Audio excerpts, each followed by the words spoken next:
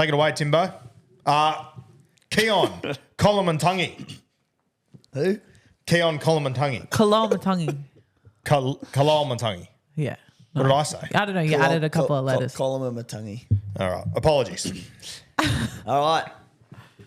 Last week prior to the bye against the Parramatta Eels, 133 points.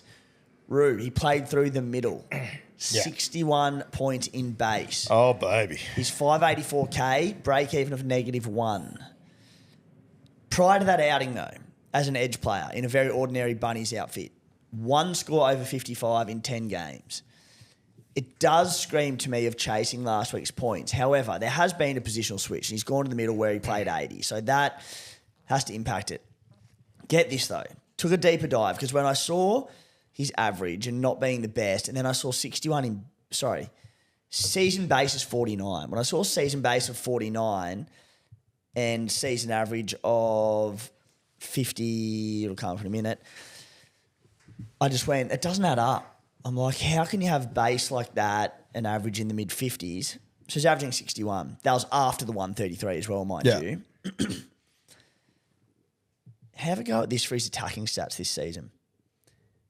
In 10 games prior to that game against the Eels, he had no tries, no try assists, 1 line break, and 1 line break assist. This is Keaon Koloamatangi, one of the best attacking edge back rollers in the NRL. He just did not have any attack before that game. Yeah, wow. And I think with 1 line break, that probably would have put him at the top of line breaks for South Sydney, right? I'm not even responding to that. Shot. Yeah, that's wild, though. Yeah. Yeah, because I was thinking it just screams of chasing last week's points. And granted, he did score a double in the middle in his last game, but there's going to be less attacking stats in the middle than there is on the edge. But when I look at how little attack he's had, he plays round 16 and 19, the next 2 major bye rounds, as well as this one, which is vital. I get it.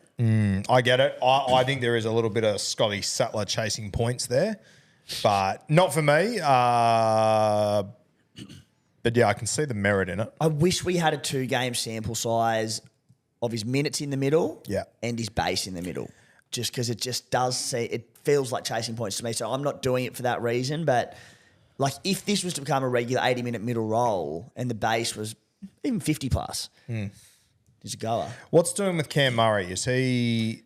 He's listed around like 16 or 17. Because I saw him in training pictures yesterday. He looked to me moving pretty, like he didn't have a bib on or anything, and he was running around. Right, he might not be that far then. That's the only thing that worries me. But I suppose but at the end of the day, he's still a pretty cheap 80-minute edge back rower that has had no attacking stats. So it's still not like a bad buy if you were to move to the edge again. Yeah, for sure. And I think once that South Sydney side, I can see myself in it's a few weeks away still, but I can see myself looking at a pod play of a Campbell Graham or a Keaon once that edge is back at full strength. Also mad. They go Titans, Broncos, Manly, got a bye in round 17, Eels, Dolphins, Tigers, Raiders. So it's like a great draw. Yeah, it's not bad. Mate, Hands will do it. Brendan Hands, talk to me. Very popular trade in this week. We've spoken a lot about Parramatta Eels number 9s, haven't we? You're not keen already? Oh, how do you know he's going to hold the role? Haven't we spent enough time on fucking trades on hookers that we don't like? So, I don't know. Convince me. Nah, I'll be doing no such thing. But played the 80 against the Sharks last week as the sole hooker, named as the sole hooker again this week. In that game, 51 tackles, 65 points. He's 246K with a -20 break even. Plays the 3rd major bye round. Did a bit of a dive because I was like, I've seen people saying he'll be a 60-plus averaging player, yada, yada, yada.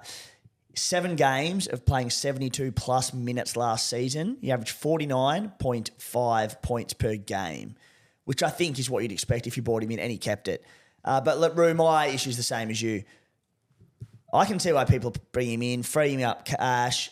If he's an 8-minute hooker, he's a very viable player each week if needed. It's just job security with Joey Lussick, isn't it? Like, does he hold the spot? Does it become a shared role at any time? What do you reckon? Mate, I'm worried about Joey Lussick. I'm worried about if he plays a poor game. I think I think Matt Arthur's on a development contract, which means they could bring him in if they wanted to as well. I don't know. I get it. I understand that he's cheap. You make a bit of money, but unless you're Cat with 1,000 fucking trades, I don't know how you can be spending trades on hookers like this again. Yeah, and I'm happy because I've got Jaden Brayley and Reece Robson, so I'm like they're fine. Like in a world you could sell Robson, but no need to. But I think there'd probably be Danny Levi owners out there flipping him on. Okay. Maybe there's still Joey Lussick owners out there looking to flip him on. So I get that trade. Yeah, if you're one of those two, okay.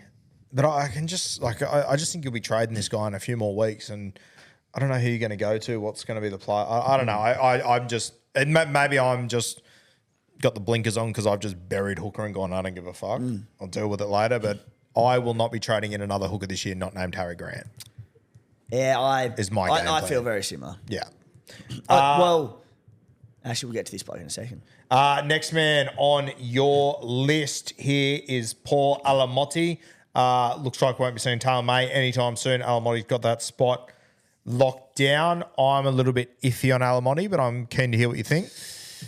Yeah, look, I'm not that keen on him, but people are. As a pod play this week, 504K has the goal kicking duties in a red-hot Penrith Panthers outfit is the main thing there with Nathan Cleary out. The issue, though, is Dylan Edwards getting named because he's obviously not that far away. So the appeal of Alamotti is the goal kicking in this team. But look, for now, no Nathan Cleary, no Dylan Edwards. Terrible origin coverage for overall focused players.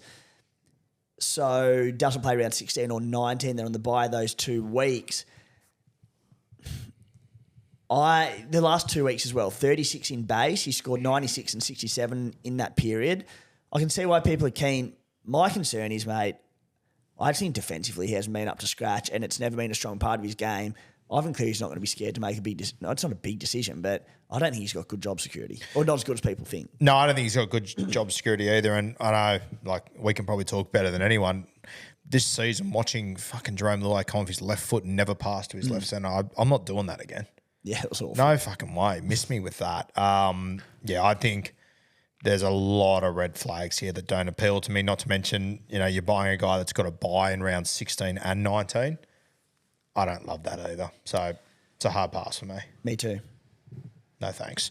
Let's talk about another CTW, mate, that most people probably won't know too much about. Lob, who came from the Dragons last year, made his way over to the West Tigers.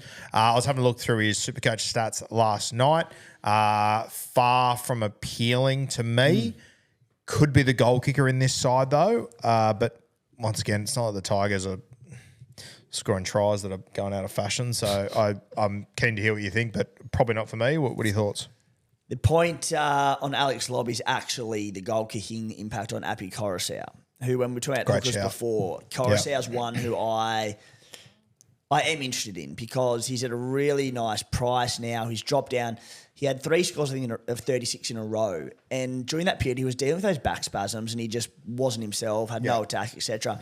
Last 2 weeks, playing 80 minutes or big minutes and scoring well, and he's back low break even. Plays round 16, plays round 19. I think he's a genuine trading option as the goal-kicking number 9 that plays big minutes with attacking upside. The Lob impact of goal-kicking, I've seen a few concerns. Could he take over the goal-kicking? So I just went back and had a little bit of a look at his goal-kicking in recent seasons. His kick goals in New South Wales Cup the last 2 years and this percentage isn't terrific. Kicked at 72% this year, 76% last year. So with all the chat of him being a goal-kicking winger, I sort of expected to go back and see 80+%. But with percentages like that, I'd be surprised if he took over Appy because Appy hits him pretty well. Yeah, he hits him well, Appy. And look, I'm not it's good to see Lob get an opportunity. If he's not in the team next week, I won't be shocked in the slightest. I don't think he's locked to even stay in the team. So, I've already got Appy, so I hadn't even considered people buying him or whatever. But you're right, he is a decent little price there. Yeah, so I think just the point is, certainly, watch this week. Sorry, I accidentally just showed myself again. You just been off camera for. I was like, we need to freshen this up. It's just the most random time to do it. Sorry when you said considering buying Appy, do you think that he's do you think Robson's pretty safe in this blue side for the series? He's another one I want to see how tonight plays out. Yeah, okay. If Blues get done, Again, Robson's not going to play a bad game, I don't think. I don't know if he's got it in him. Touch wood. Touch All the wood, wood in the world. Yeah, you've, but no, you've tipped a lot of guys not to ever have bad games, Yeah, I which know. worries me a lot. But no, I don't think he's safe. And if the Blues were to get done and Robson didn't have a good game, Appy would be back in the frame. So with the goal kicking concern, with Origin concern, it's one that if I were to do it, it'd probably be round 16. Yeah, okay. Anyone else, mate? No, just the 4 today, actually. Just the 4? No, they were good 4.